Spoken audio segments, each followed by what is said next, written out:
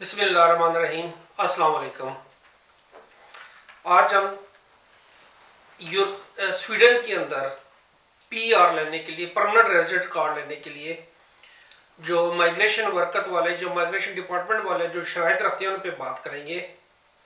मैं हर चीज़ पर डिटेल से नहीं जाऊँगा, नहीं तो वीडियो बहुत ज़्यादा लंबी हो जाएगी। तो मैं कोशिश करूँगा शार्ट तरीके से आपको समझाऊँ कि उनकी जो शर्तें हैं वो क्यों शर्तें हैं और कौन कौन सी खास है इसमें चीज़ जाके। सबसे जो मेन चीज़ होती है वो आपका 5 साल आपका स्वीडन में रहना मस्ट है। 5 साल तक आपने स्वीडन में रेगुलर तरीके से रहना है और रेजिडेंट कार्ड आपका 5 साल का कंप्लीट होना मस्ट है। इसमें आप ये नहीं कर सकते कि आपने 4 साल बाद स्वीडन छोड़ दिया, फिर आप 1 साल बाहर रहे, फिर आप वापस आए तो आप कहेंगे अब मेरे 5 साल हो गया। आपने कंटिन्यूस करना, वो चीज़ मस्ट है। दूसरी चीज़ है कि जब आप स्वीडन में 5 साल रहते हैं तो 5 साल में आप टोटल मिला के 10 महीने से ज़्यादा आप दूसरे मुल्कों में जाके नहीं रह सकते। 5 साल में टोटल 10 महीने। लेकिन अगर आप किसी 1 साल में 6 महीने से ज़्यादा अगर आप किसी दूसरे मुल्क में जाके रहते हैं तो वो जो अरसा है आपका वो उसमें से माइनस कर दिया जाएगा, वो 5 साल में से निकाल दिया जाएगा। तो नतीजा आपका ये कार्ड रिजेक्ट होने की सूरत में आ सकता है।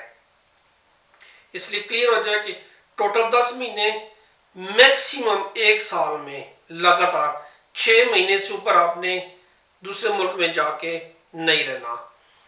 जो तीसरी चीज़ इंपॉर्टेंट है वो ये है कि इन 5 साल में आपने अपने खर्चात और अपनी फैमिली के खर्चात को बखूबी निभाया हो।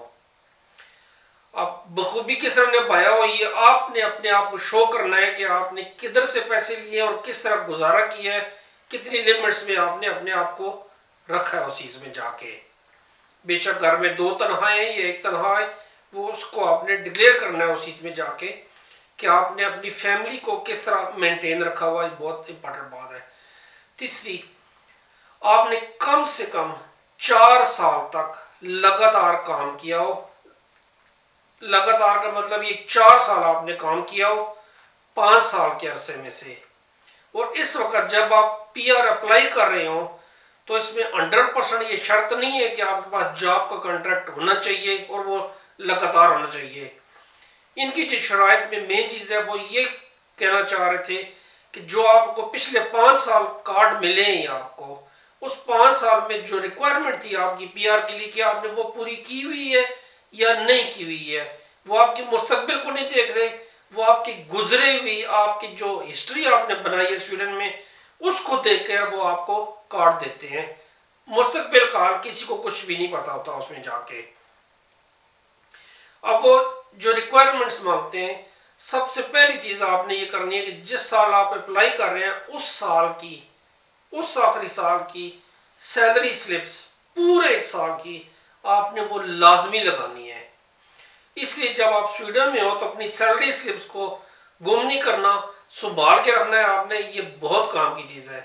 अगर आप पिछले 5 साल की सैलरी स्लिप्स लगाते हैं तो वो बहुत बेस्ट है। अगर आप नहीं लगाते हैं तो टैक्स के ऑफिस से, खाते वर्कत से, या तो आप ऑनलाइन निकालें या तो आप वहाँ पे जाएं, उनसे बोलें कि आपको पिछले 5 साल की वो आपकी हिस्ट्री दें कि पिछले 5 साल में टैक्स डिक्लेरेशन में आपने क्या क्या जमा कराया है, कितना कितना टैक्स दिया है, कितनी आपकी आमदनी हुई है। वो सारे जो पिछले 5 साल के हैं वो सारे आपने लगा के इस एप्लीकेशन के साथ आपने भेजने हैं। जाहिर सी बात है आपने इस पर पासपोर्ट लगाना है। इनकी रिक्वायरमेंट ये है माइग्रेशन वर्कर की कि आपके पासपोर्ट के वो सफ़े लगाने हैं जिसपे आपकी इंपॉर्टेंट चीज़ें लिखी होती हैं, जिसमें आपके सिग्नेचर, आपका फ़ोटो या आपका नाम, डेट ऑफ बर्थ वगैरह ये चीज़ें चाहिए। मैं जो सजेस्ट करूँगा आपको वो ये है कि आप पासपोर्ट के हर सफ़े का कॉपी करवा लें और वो कंप्लीट कॉपी उनको आप भेज दें, क्योंकि मुमकिन है वो बाद में जब आपका चेक करने जाएं कि क्या इस आदमी ने 5 साल में कितने सफ़र किए हैं, तो बजाय कि वो आपको एक लेटर लिखे, उनके पास पासपोर्ट की पूरी कॉपी हो, वो उधर ही से देख के तो डिसीजन ले लें। आपको लेटर दोबारा नहीं लिखेंगे कि आप दोबारा जी हमें ये पासपोर्ट भेजे कि हमने देखना है कि आप 5 साल में किधर किधर आपने ट्रैवल किया है। तो ये मेरी सजेशन है, ये लाजमी नहीं है। वो बाद में भी आपको लेटर लिख सकते हैं और आपसे बाद में भी मंगवा सकते हैं। अब उसमें जो चीज़ आती है कि आप फॉर सेक्रन कासल से अगर आपने किसी मद में कोई इमदाद ली है, चाहे वो आपने सिक लीव की मद में ली है, चाहे वो आपने घर के लॉस की मद में ली है, चाहे वो आपने किसी और हेल्प की मद में ली है, उसके सर्टिफिकेट आपने सारे संभाल के रखने हैं। अब माइग्रेशन वर्कर वाले ये 100% नहीं है, लेकिन जो एक जनरली एक आइडिया होता है, परसेप्शंस आती हैं कि माइग्रेशन वर्कर वाले जो फॉर सेकंड कासन से पैसे ले तो उसको वो अप्रूव नहीं करते, लेकिन बाज़ केसों में वो अप्रूव करते हैं। इसकी एक मिसाल है, अगर आपके घर में एक छोटा बच्चा पैदा होता है तो आपको पेरेंट्स लीव मिलती है, पेरेंटल लीव। उस पेरेंटल लीव महीनों तक भी हो सकती है, तो उसके पैसे आपको फॉर सेकंड कासन ने देने हैं। ये चीज़ आपने लाजमी अपने पास रखनी है कि वो आपकी इनकम में शो हो रही है। जिस तरह आप सैलरी स्लिप जमा कराते हैं, इस तरह आपने ये भी जमा करवाना है कि आपको पेरेंटल लीव की मद में इतने पैसे मिले, क्योंकि इतने हर महीने में आपने अपनी कंपनी से तनख्वाह नहीं ली थी। इसी तरह अगर आप सिक लीव है, अगर खुदा न खास्ता कुछ एक्सीडेंट हो जाता है, कुछ प्रॉब्लम आ जाती है और आप 6 महीने काम नहीं करते, तो आपको 6 महीने का फॉर सेकंड कासन का वो सर्टिफिकेट शो करना पड़ेगा, वो पैसे शो करने पड़ेंगे जो 6 महीने तक आप फॉर सेकंड कासन से लेते हैं, ताकि वो आपकी आमदनी में काउंट हो सके, ताकि गवर्नमेंट माइग्रेशन वर्कर वाले आपको ये ना कह सके कि आपने काम नहीं किया हुआ इस अरसे में। उनको पता हो कि ये प्रॉब्लम था और ये जेन्युइन प्रॉब्लम है, ये एक्सेप्टेबल चीज़ है। सिर्फ एक चीज़ में थोड़ा सा प्रॉब्लम है, जब आप घर के किराए की मद में अलाउंस लेते हैं उनसे, तो वो थोड़ा सा ऑब्जेक्शन लगाते हैं।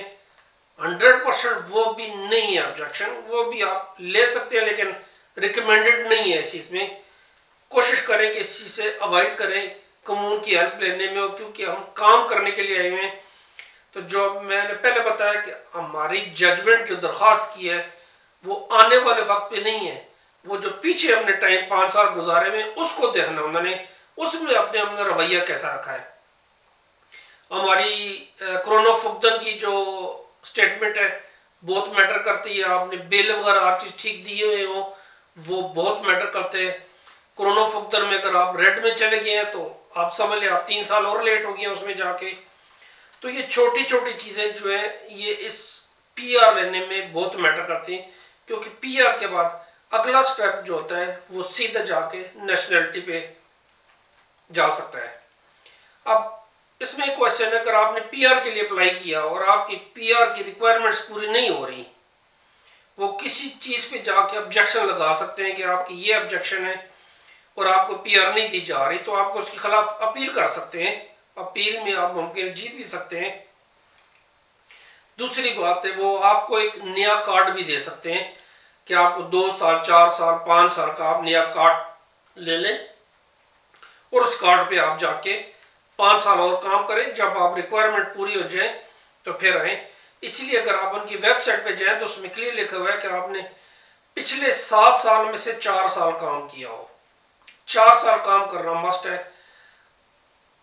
पीआर आपको 5 साल के बाद मिलती है, लेकिन उन्होंने कहा 7 साल बाद। वो इसलिए कुछ बंदों के 5 साल में 4 साल का काम नहीं हो सकता। वो जब नेक्स्ट कार्ड लेते हैं तो 4 साल का 2 साल का कार्ड मिलता है, तो 4 साल अगर उनका काम पूरा हो गया है, हर चीज़ उस लेवल पे आ गए जो उनकी रिक्वायरमेंट है, तो उस पर वो जाके ले सकते हैं। सबसे एक और चीज़ की कितनी आमदनी होनी चाहिए। अगर आप उनको, मेरे एक दोस्त ने कलीम शाह साहब ने एक लेटर लिखा उनको, तो उन्होंने उनको जो आमदनी बताई वो थोड़ी सी डिफरेंट थी जो हम लोगों के जहन में परसेप्शन में आती है। अगर आपने नॉर्मल एक्सटेंड करवाना है कार्ड तो 13,000 की आमदनी आपकी होनी मस्ट है फी बंदे की। लेकिन जो पीआर के लिए वो थोड़ी सी उसमें चेंजिंग्स ले आते हैं, क्योंकि उसमें फैमिलीज इन्वॉल्व होती हैं, और फैमिली के लिए वो कहते हैं कि मिनिमम जो आमदनी वो होनी आपकी मस्ट है। अगर फैमिली बड़ी है, फॉर एग्जांपल 4 बच्चे हैं, तो 8,500 मियाँ बीवी के, बड़े बच्चों के 3,500, 2,500, छोटे बच्चों के इस तरह मिला के। लेकिन वो अप एंड डाउन में चलता है, हर साल वेरिएशन उसमें चलती है, इसलिए इसमें मखसूस कुछ चीज़ कही नहीं जा सकती। लेकिन जो चीज़ रिक्वायरमेंट में है वो आपकी 4 साल का काम होना मस्ट है। जो चीज़ उनके लिए एक्सेप्ट